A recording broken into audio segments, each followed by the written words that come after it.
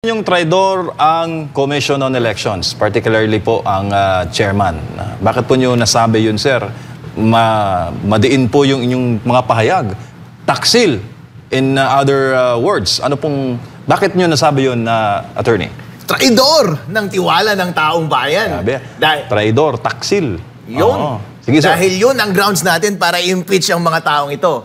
Sa ating konstitusyon, isang paraan lamang para mapanagot ang mga commissioner sa kanilang mga katiwalian. At yan ay through impeachment. So anong grounds ang pwede natin gawin para ma-impeach sila? Betrayal of public trust. Sa Tagalog, pagtatraidor ng tiwala ng taong bayan. Paano nila trinaidor ang tiwala ng taong bayan? Dalawang paraan.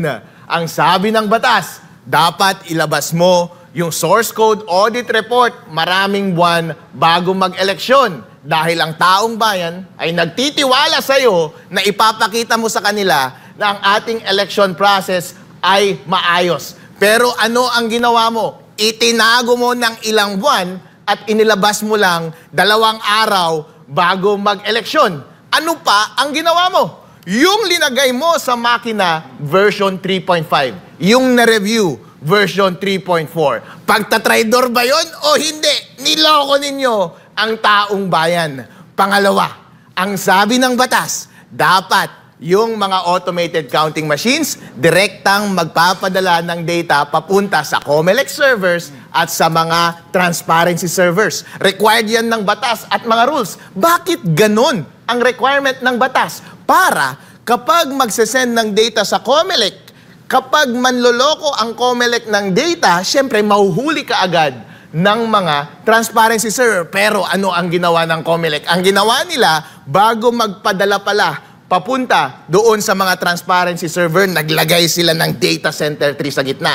Ang prinogram nila sa mga automated counting machines, yung mga ipapadala sa mga transparency server, isushoot muna nila doon sa data center 3. So ano na ang mangyayari? Kapag nagpapadala na tuloy yung automated counting machines papunta sa mga COMELEC servers, syempre, pwede nang baguhin ng COMELEC ang mga data na ilalabas nila sa kanilang mga server. And syempre, since hawak nila yung data center 3, pwede na rin nilang i-manipulate yung data na yon para mag-match sa posibleng dinaya nilang data doon sa COMELEC server. Meron pa bang transparency? Wala. Trinaidor mo ba ang tiwala ng taong bayan? Oo. Kaya itong mga commissioner ng COMELEC ngayon, mga traidor kayo at dapat kayong ma-impeach. Sir, batay sa batas, gaano po kabigat ang right to suffrage nating mga Pilipino bilang isang demokratikong bansa? Iyon ang pinakamahalaga sa lahat.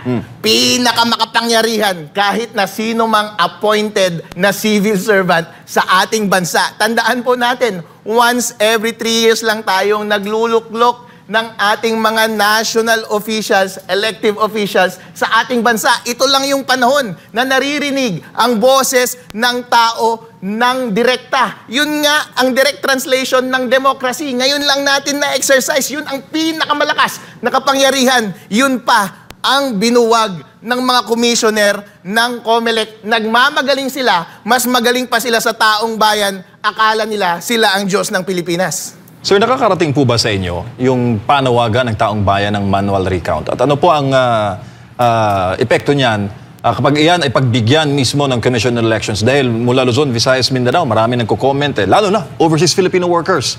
Ang konti po ng voter turnout sa nagdaang pong eleksyon dahil nga bawas yung kanilang tiwala sa nagdaang electoral process. O sige, gawin natin yan. Kung gusto nyo ng manual recount, gawin natin. Pero ang katotohanan kasi niyan, hanggat maaari, kapag nag-audit ka talaga ng information systems, hindi mo dapat titignan yung mga post-correcting procedures o ma-verify na wala talagang nangyari sa bagay na natapos na. Kaya nga kapag nag-audit ka, i-audit mo siya ng live as they are carrying out yung computer processes para kapag meron silang maling ginawa, makakapagbigay ka ng opinion about sa reliability ng information na inilabas ng computer system. Hindi dapat siya solusyon sa huli, kundi prevention habang ginagawa. Kasi pagkatapos ng computer process, marami ka nang pwedeng doktorin pagkatapos. Marami ng mga factors na pwedeng gawin. Pwede na nilang baguhin yung mga balota, pwede nilang itago yung mga ballot boxes, pwede na nilang gumawa ng palusot para hindi magawa lahat ng mga bagay-bagay na yan. Tulad ng walang budget, walang manpower, power, wala tayong resources para gawin yan. Hindi natin magagawa ang lahat ng bagay-bagay na yan. Kaya nga, sinasabi ko ngayon pa lang, since bagsak na ang COMELEC sa lahat ng kanilang procedure, before and during the election process, bagsak na talaga sila dito sa election process na ito, bagsak sa credibility ang resulta ng ating election. Bago lang si Partner Admar, Sir, isa rin po sa mga pinagdududa po ng ating taong bayan, yung issue po ng overvotes. Ang dami. Anong masasabi mo doon, sir? Milyon din po ang overvotes.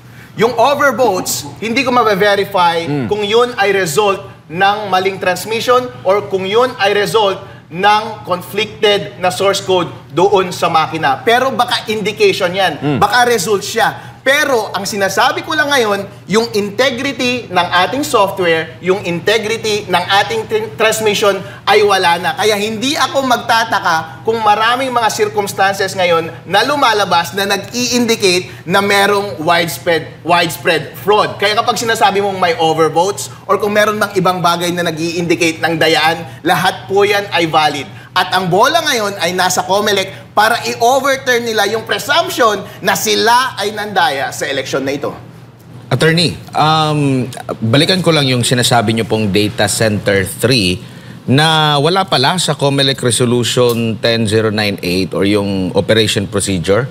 Kumbaga, ang nasa operation procedure pala, once na binoto na, pinindot na yung start transmission, sabay-sabay sila dapat doon sa COMELEC na server, pati yung sa, nabanggit nyo po, yung sa mga Citizen Arms, mga PPCRV, NAMFREL, pati sa media, dapat sabay-sabay para may transparency na may kumpara mo yung resulta na natanggap nitong bawat isa na ito. So ang nangyari pala, dumaan pa pala muna sa Data Server 3 bago siya binigay doon sa PPCRV, NAMFREL, media at iba pa. Wala talaga doon sa batas at rules yung Data Center 3 kasi nga illegal. Kasi nga against siya sa principle ng transparency. Ang transparency po, ibig sabihin, dapat lahat tayo sabay-sabay, independently makakuha ng impormasyon. Para kapag nagsinungaling ang isa sa atin, yung dalawa, mahuhuli ako. Kaso nga lang, kung binulungan mo ako ng una, pero kinokontrol ko rin yung impormasyon na daraan sa inyo, malamang lolokohin ko na rin yung impormasyon na darating sa inyo. Kaya kapag gusto kong lokohin ang impormasyon na dumating sa akin, kaya kong gawin yon dahil in-intercept ko sa gitna yung dumaan na impormasyon papunta sa mga transparent parties. Mayroon ding napansin yung mga citizens sa armed group itong delay, pagka-delay din ng nasa 2 oras. So ito yung nakikita nyo na may minaniobra pa muna doon sa Data Center 3 bago na naibigay kasi 2 oras daw eh. Parang hindi daw ganito sa mga nakalipas. Kasi nga, sabay-sabay, kung na-transmit na ito mula mismo doon sa ACM, sabay-sabay na dapat silang nakakatanggap. Pero sinasabi dito sa report ng NAMFREL, 2 oras ang delay. Dapat wala talagang delay, Admar. Kasi nga, pagkapindot mo sa automated counting machine, may signal sa cellular data or may signal sa Starlink, alam mo naman sobrang bilis niyan, dapat diretso ka agad sa COMELEC servers, in split second, darating ka agad sa COMELEC servers at sa transparency servers. Sa aming bayan nga, nag-participate ako sa Board of Canvassers. Nag-manual upload kami doon kasi 2 makina ay offline nung gabing iyon. So, kailangan namin kunin yung USB para dalhin doon sa proceedings namin at i-upload namin mismo. Nakita ko yung pag-upload. Alam nyo po ba kung gaano kalaki lang pala yung file na i-upload sa mga server? 76 kilobytes. Napakaliit. Itanong po ninyo, gaano kabilis ang average mobile data sa Pilipinas? 35 megabytes per second. So, gaano kabilis dapat yung transmission? Less than 1 second. Pero gaano katagal nag-transmit yung manual transmission na yon? Umabot ng minuto. Gaano katagal nag-transmit yung mga papunta sa mga transparency server? Umabot ng ilang oras. Attorney Harold Respicio, meron bang maling nangyari? Posibleng merong may maling nangyari. Bakit? Dahil hindi yan problema ng laptop. Hindi yan problema ng automated counting machine, hindi yan problema ng cable, hindi yan problema ng mga processing ng mga servers, hindi yan problema ng storage capacity ng mga servers dahil ang mga ginagamit nating teknolohiya ngayon pang 2025 na, hindi pang 1980s, hindi pang 1990s, kayang-kaya nila ang 76 kilobyte na traffic at storage. Ang tanging explanation lang yan ay merong ginagawang active manipulation sa gitna bago mag-landing doon sa kanilang destinasyon.